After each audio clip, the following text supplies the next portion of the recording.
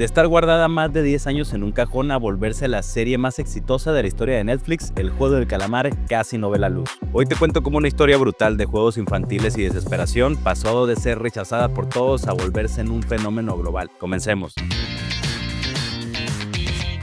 Y todo esto empezó con una pregunta incómoda. ¿Qué es capaz de hacer el ser humano por dinero? En el año 2008 había una crisis financiera mundial y el desempleo se encontraba por todos lados. Y un guionista surcoreano llamado Hwang Dong-hyuk lidiaba con deudas, desesperación y muchas dudas. Y en medio de todo este caos comenzó a escribir una historia oscura, violenta y bastante cruda. Y todo esto como punto central, los juegos de niños. Y se entiende, el contraste era tan raro que ninguna productora se lo quiso comprar. Pero ¿quién es Hwang? Él no era ningún novato, ya había dirigido Silence, una película basada en un hecho real sobre un caso de abuso escolar. Pero su nuevo proyecto llamado Round 6 era otra cosa, demasiado simbólico, demasiado incómodo y bastante adelantado para su época. Un dato interesante es que El Juego del Calamar, sí, ese juego infantil que se ve en la serie, existe en la vida real. En el año 2009 Hwang presentó su guión, pero recibió un festival de rechazos. Que si era violento, que si era poco creíble, que nadie lo iba a ver, al final el guión acabó rechazado. Y Hwang terminó sobreviviendo como podía, hasta tuvo que vender su laptop que era uno de sus medios de trabajo. Hasta que llegó Netflix. Era el año 2019 y Netflix apostaba fuerte por el contenido asiático. Contactaron a Hwang, leyeron su historia y contra todo pronóstico le dijeron hazlo a tu manera. Y en realidad así fue, le dieron libertad creativa total a Hwang. Él escribió y dirigió todos los episodios, un lujo casi inexistente en producciones de ese nivel.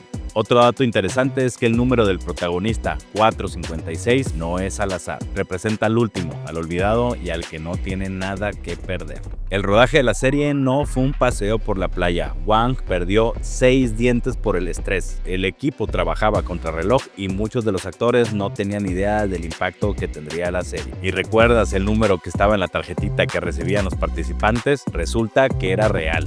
Y el dueño del número recibió miles de llamadas al día siguiente de su estreno, hasta que Netflix tuvo que editar la escena. Y todo lo anterior nos lleva al día 17 de septiembre del año 2021, el día que se estrenó El Juego del Calamar. En menos de un mes se convirtió en la serie más vista de toda la historia de Netflix. Más de 1.600 millones de horas reproducidas, doblada en más de 30 idiomas y subtitulada a más de 130. Y otro dato interesante es que el muñeco de luz roja, luz verde realmente existe. Es una estatua que se encuentra en el Museo de Chuncheon en Corea del Sur. Además, cada juego infantil que aparece en la serie fue elegido por Hwang y son juegos que marcaron su infancia. Quería lograr un contraste entre la inocencia y la violencia y que doliera.